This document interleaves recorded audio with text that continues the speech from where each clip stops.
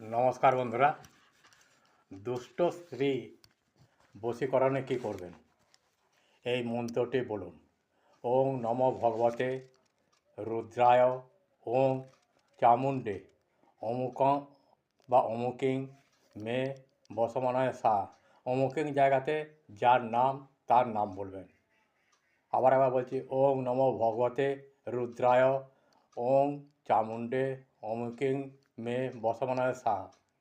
ভার্যা দুষ্ট হইলে স্বামী এই মন্ত্র পাঠপূর্বক কাকচঙ্গা, বচ, কুর প্রভৃতি দ্রব্য একত্রে করিয়া ওই দুষ্ট স্ত্রীর হস্তে দিলে অথবা তাহাকে ভক্ষণ করাইলে সেই নারী আজীবন পতির এমনই বশীভূত হইবে যে পতি মরিলেও সে শ্মশানে তাহার জন্য নিরন্তর রোদন করিয়া বেড়াইবে।